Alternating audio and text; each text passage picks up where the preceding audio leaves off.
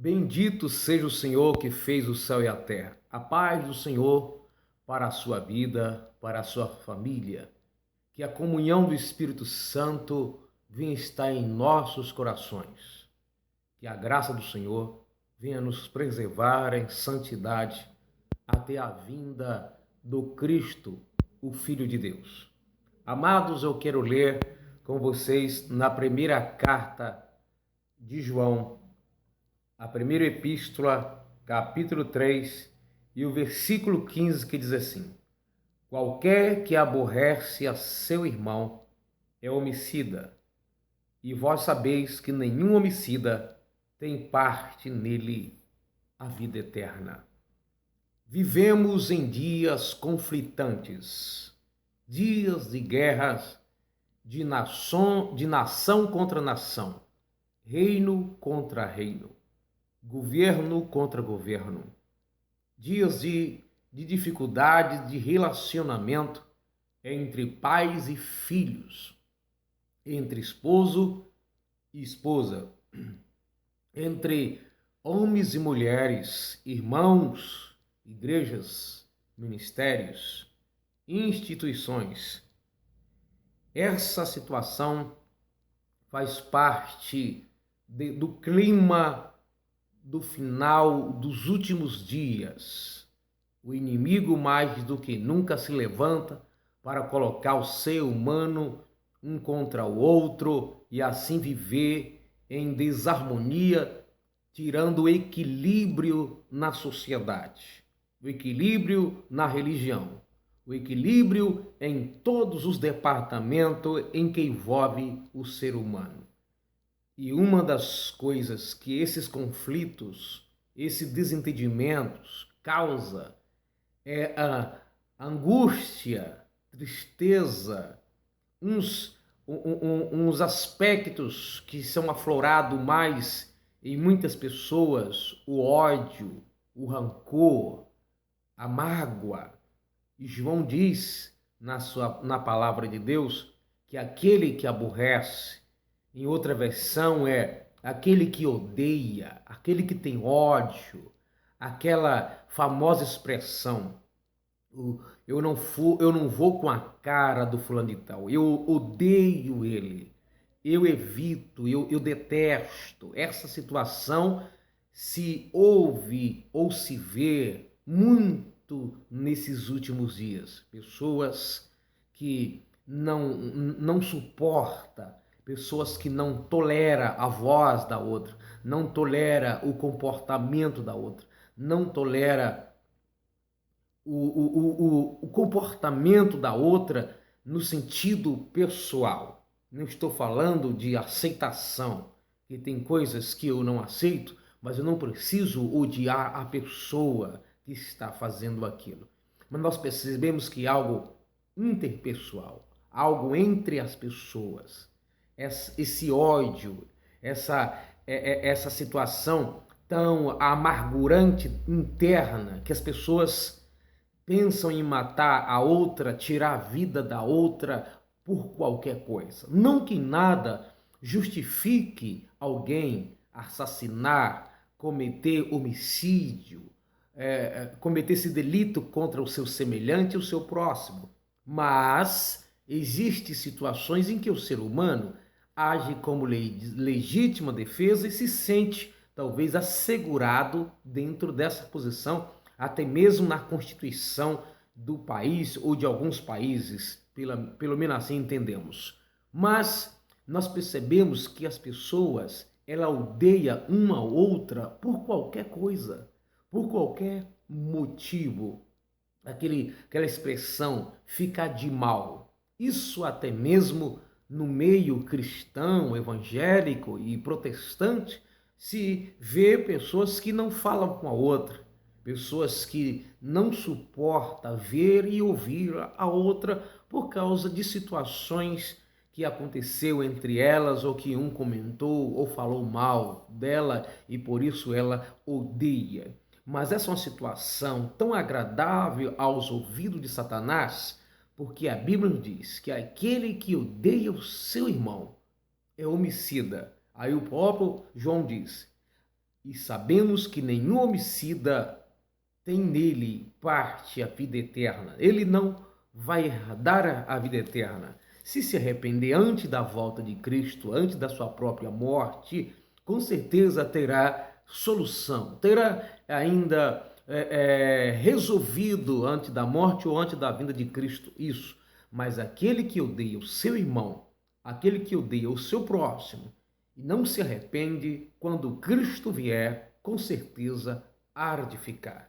Quando a Bíblia nos orienta a respeito da oração, a oração que nós evangélicos chamamos a oração do Pai Nosso, está em Mateus capítulo 6, a partir do 9, existe um versículo no capítulo 6 que a Bíblia diz assim: perdoa as nossas ofensas, assim como nós temos perdoado aquele que nos deve. Da forma que você perdoar aquele que te ofende, que te afronta, é dessa maneira que Deus vai te perdoar. Aí, prosseguindo a mesma leitura, diz: se vocês não perdoar aos homens as suas ofensas, o vosso Pai também não perdoará as vossas. Então imagine bem, se a gente não perdoa, fica magoado com alguém que nos ofendeu. Essa pessoa, além da mágoa, essa raiz de amargura que traz até problemas emocionais, psicológicos e outros, ela não terá o perdão de Deus. Eu quero ler com você isso, está em Mateus capítulo 6, é uma palavra bastante conhecida, mas vale a pena lermos junto a palavra do Senhor. A oração do Pai Nosso está no capítulo 6, a partir do 9, mas eu quero ler o versículo 12 que diz: perdoa-nos as nossas dívidas, assim como nós perdoamos aos nossos devedores. O versículo 14: porque se perdoardes aos homens as suas ofensas, também o vosso Pai Celestial vos perdoará a vós. Se, porém, não perdoardes aos homens as suas ofensas, também o vosso Pai vos não perdoará as vossas ofensas.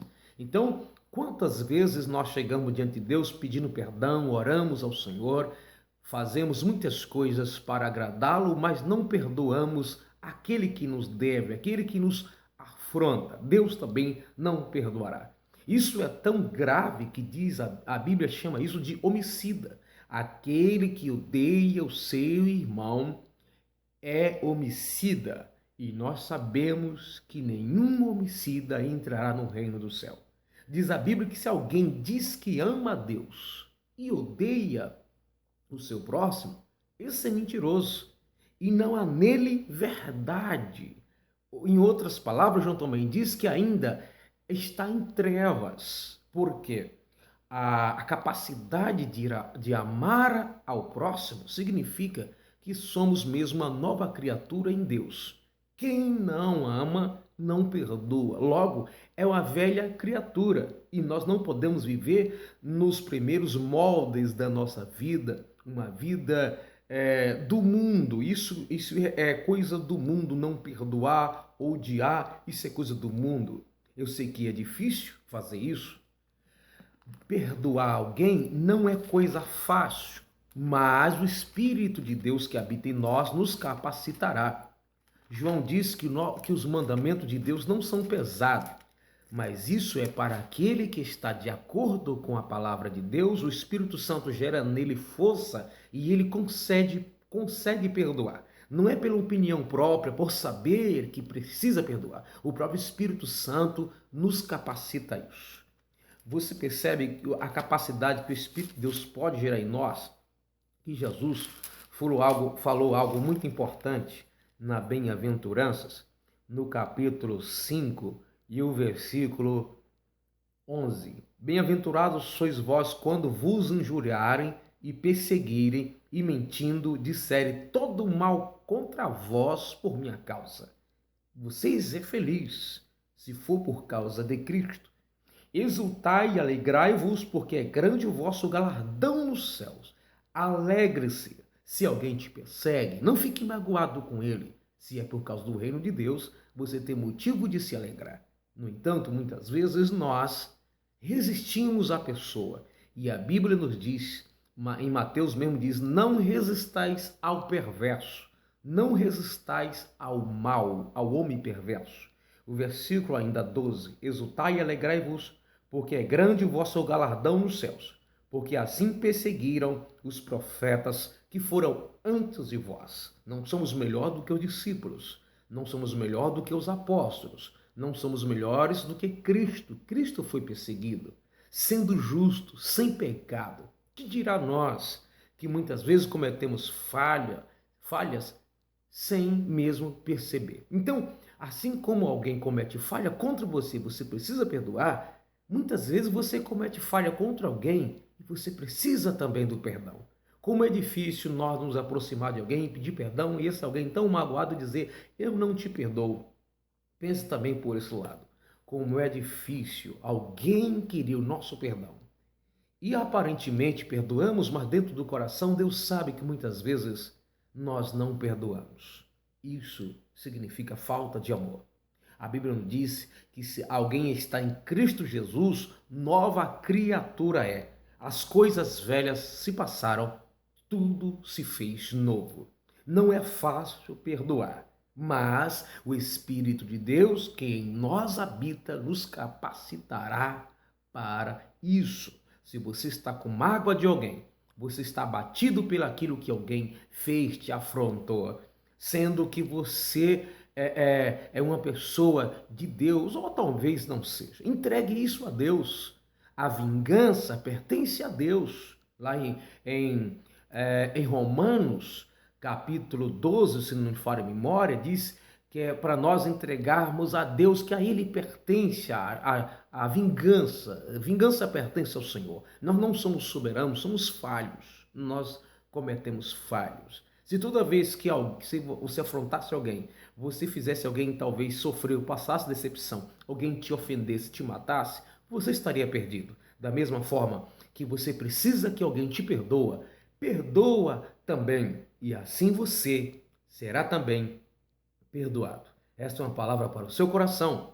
Perdoa. Isso faz parte da natureza daquele que foram gerados em Cristo.